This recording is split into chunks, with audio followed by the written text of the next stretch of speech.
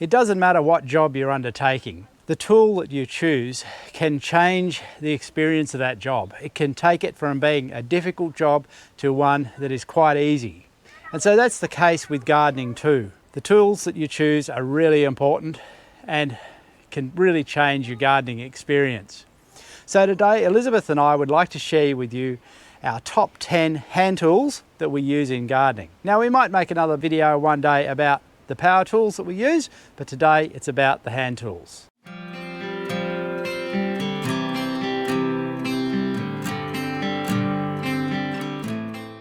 Now, first I will go and talk to Elizabeth and see what tools she prefers, because her gardening is quite different to what I do. So I'm sure she will have a different set of tools to the ones that I choose. So the gardening that you do is quite different to the gardening I do, in terms that you're working with the flower garden rather than the veggie garden. Yes. So what are the top 5 tools that you use? Let's start with number 1. So you've got a knife in your hand. Yes, just a common butter knife I use for transplanting seedlings.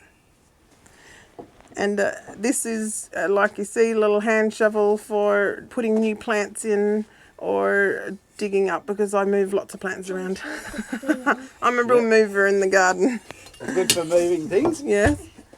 And then the regular little secateurs, I use that the most, more so than anything else, for like your deadheading around the garden, cutting back. But I find that these ones are even better for the cutting back time of the year, when there are much thicker branches to use.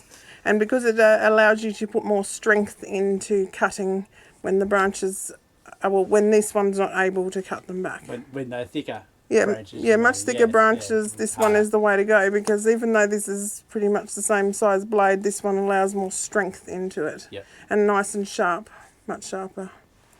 Okay, so we've been over 4, we're up to... And then the regular leaf rake. We have the heavier rake, but I find that this one does a really good job around the garden, you know, raking up your messes, or sometimes the leaf for leaf mulch is really, really good to use that. Right.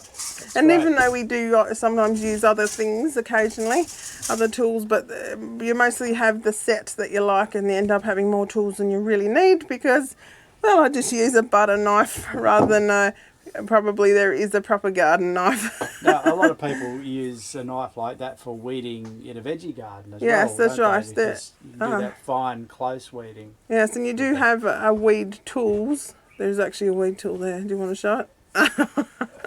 We do have weed tools that are dedicated for that, like this one, but it's a hardly ever thing. Absolutely, in the end, the butter knife wins. So the knife's better than the tool. Yeah, don't spend heaps of money on a tool when you have stuff around your house already. So, my 5 top tools. I'm going to start first with the ones that I go to the most, and the most common job that I'm doing in the garden, unfortunately, is weeding. While I tend to try and do a lot of no-dig gardening, particularly in these raised beds, there's still weeding to be done. And because of that, my first tool that I probably go to is this fork hoe. Now, this is a very old one. I inherited this. It used to be used by my mother. And it's a 4-tine fork hoe. I have talked about this hoe previously in another video. It's very light, very fine, and I just love it for scratching weeds out of the garden, particularly on a nice sunny day like today, when the sun can actually kill those weeds. Just scratching them out with the fork hoe is really, really good. I also use it for a bit of digging. You can also rake up some of those weeds roughly and carry them to the compost heap when you're finished. Not always as good as a rake, of course, in doing that, but because it's in your hand, it works quite well. My second tool in weeding is the little fork. It's a very fine fork, and I use it in the raised beds mostly for the purpose of loosening up those fine weeds. If you keep on top of the weeds when they're really small and break them up, let them solarize, it stops them being a problem. If they have got larger, then you can use this for some close work as well in getting weeds out. So a really good one. There are different ones on the market, but one like this is probably my favorite. I have tried some of the others and I really prefer this. It's fairly fine, so it doesn't disturb the ground too much, whereas some of the wider ones are a little bit of a bigger impact on the soil. My third tool today is my garden fork. Now look, I don't use this a lot for preparation. Sometimes I use it for loosening in a garden bed. If I feel it has been too compacted, I will just loosen it, not turning it over, but just loosening the garden bed. But the main use that I put this to, apart from using it as a tripod quite frequently for the camera, is harvesting, and particularly harvesting potatoes, but also things like carrots and parsnips. A garden fork is really good, and you need it to get down deep and to loosen that ground so that you can get the vegetable out. The fourth tool is a shovel. Look, it's very hard to get past a shovel.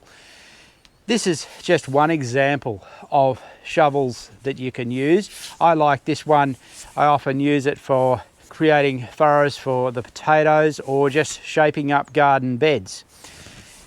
We have other shovels that are better shaped for digging holes for planting, or again different shovels for shoveling compost and that type of thing. Whatever shovel you choose, you do need a shovel when you're gardening, and you probably do need 3 or 4 really to give yourself a good range and a good capability in what you're going to do. My fifth tool is this wheelbarrow. Now, you might not think of the wheelbarrow as a garden tool, but I find it invaluable, not only in the garden of course, but I use it in other things as well. But a wheelbarrow in terms of moving compost around, moving weeds after you've been weeding, if you're actually transplanting plants to put them in, moving your supplies around, even just moving your tools like this, to put them in a wheelbarrow, carry them around, it just makes life so much easier. Elizabeth also has a wheelbarrow which she didn't talk about that she really loves too. It's pull behind one, and that works for her in her gardening and weeding. I've had this wheelbarrow for probably close to 20 years.